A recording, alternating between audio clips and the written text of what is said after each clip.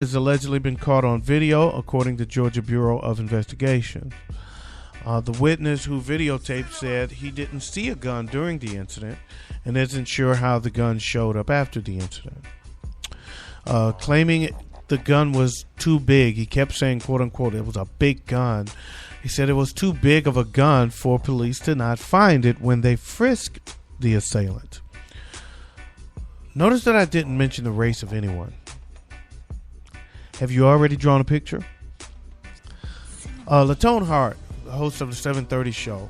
It's a great show. It's on Spreaker.com. I endorse it. You hear me talk about it all the time. A close friend of mine, one of the guys that inspired me to do the Up Doe Show, as a matter of fact. He does an awesome segment on his show called Guess What Race?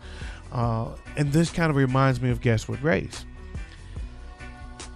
As his show would put it, has your quote-unquote inner bigot already determined the race of Smith and the officer? Well, you're probably right about Smith. He's an African American.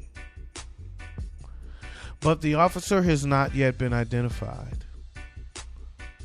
I suspect personally that he too is black because other cops on the scene that were discussing the case and trying to calm the crowd down, they were all black. But I don't know that for a fact. However, I do ask the question, does it matter? This kind of reminds me of yesterday's story. Blue, baby. Blue is the color that matters here. Has the same blue that is hired to protect and serve become our enemy?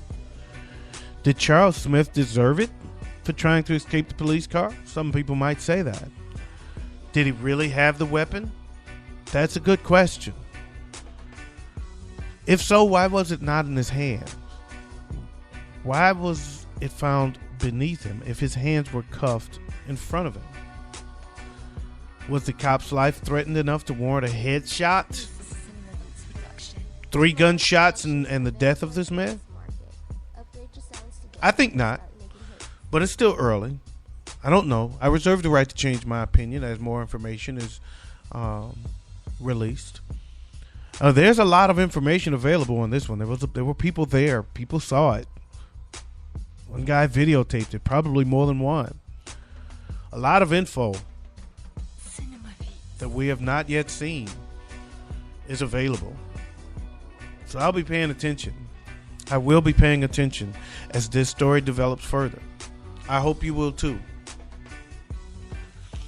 Because, as you know, this is one of several police actions taking place lately. Ferguson, St. Louis, during the Ferguson timeline, if you recall, the guy that got shot and killed in St. Louis near Ferguson shortly after the Mike Brown incident. I saw that videotape.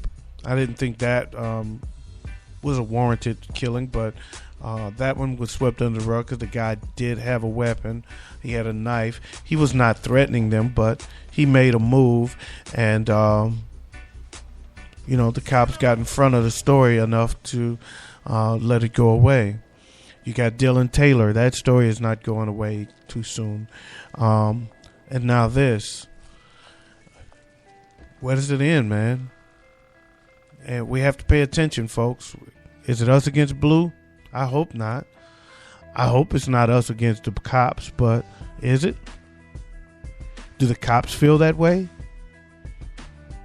Do the cops feel that way? There was an incident in my building. There was 2 girls having a fight, and the cop came up and pulled a gun and broke it up. He broke the fight up, a girl fight. He broke up a girl fight with a pistol pointed at the head of one of the girls. It happened right here in my building, 2 floors down.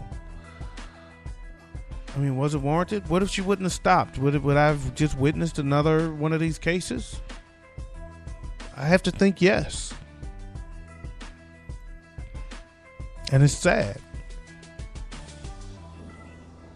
And I don't know what to do, folks. We need to put our heads together on it. And that's real talk.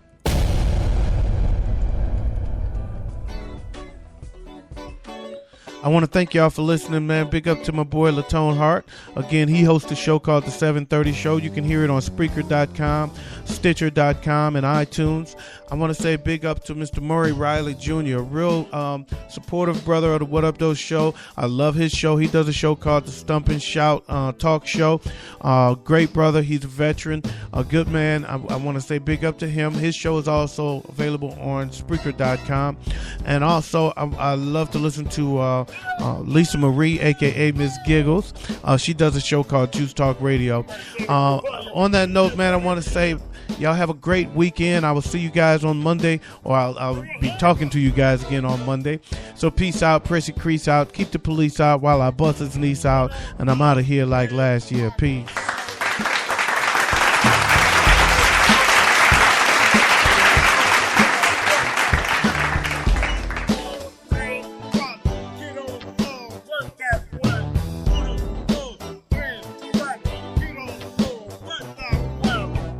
Oh, and in case I don't see you, good afternoon, good evening, and good night.